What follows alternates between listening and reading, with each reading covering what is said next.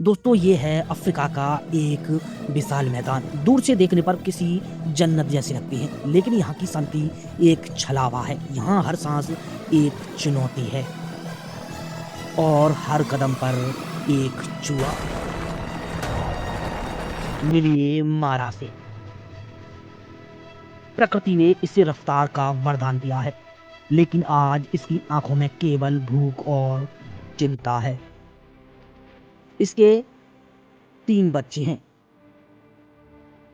जिन्होंने कुछ नहीं खाया है, जो कि उसके पास कुछ दूरी पे ही खड़े हैं।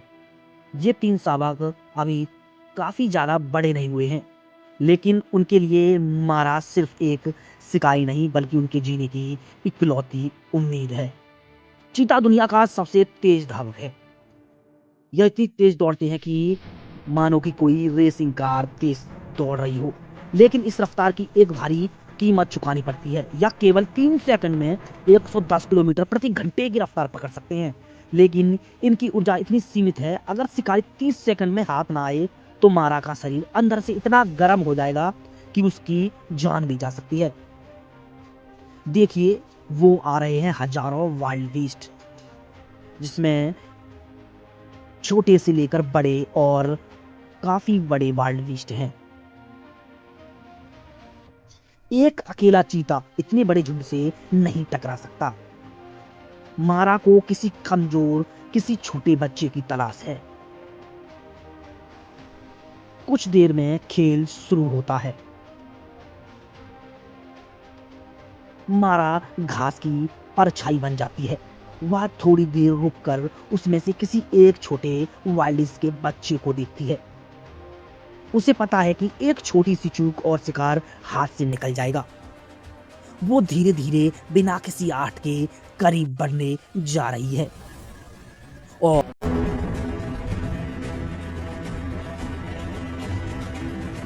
लेकिन मारा को पता है कि झुंड के बीच से निकलना मौत को दावत देने जैसा है। एक भी खुर अगर मारा को लगा तो उसकी हड्डियां चूर हो जाएंगी। अब मारा सीधा वार करती है। यह कोई खेल नहीं है, यह जीवन और मृत्यु का भीषण कठोर संघर्ष है। मारा ने उसकी सांस नली को जान लिया है। वाइल्ड बीस्ट तड़पता संघर्ष कर रहा है और तड़प रहा है, लेकिन मारा की पकड़ लोहे जैसी मजबूत है। आपको प्रकृति क्रूर लग सकती है, लेकिन यहाँ भूख और जीवन का यही खूनी हिसाब किताब है। दोस्तों जीत तो हुई, लेकिन खतरा टला नहीं है। मारा थक कर चूर हो गई है, इतनी थक गई है कि अब वह आगे बढ़ नहीं सकती है, लेकिन वो अभी खा भी नहीं सकती है। खून की महक चारों तरफ फैल चुकी है।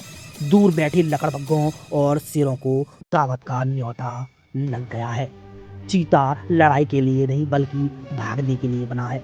अगर कोई बड़ा शिकारी आया तो मारा को अपना निवाला छोड़कर भागना पड़ सकता है। वो अपने बच्चों को बुला रही है।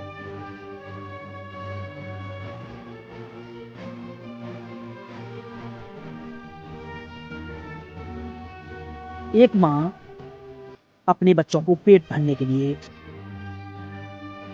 इन वाइल्ड बीस्टों में से किसी एक का शिकार करके अपने बच्चों का पेट भर रही है। यही जंगल का कानून है। उनकी भूख का अंत हुआ। मारा खुद भूखी रहकर भी अपने बच्चे को खिला रही है।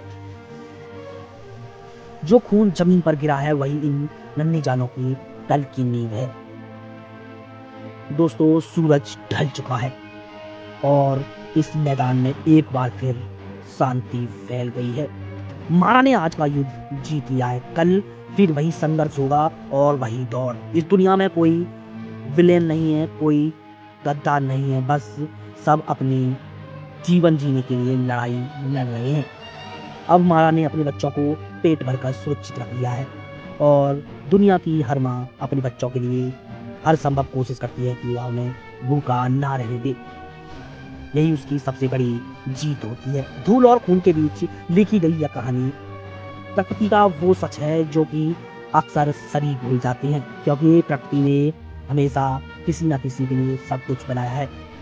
चीता, वाइल्ड बीस्टों के पीछे शेर हिरण के पीछे सभी एक दूसरे का शिकार करते हुए जंगल में दिखाई देते हैं। यही प्रकृति का नियम है। प्रकृति ने सबको अपना पेट भरने के लिए किसी न किसी का साधन दिया है।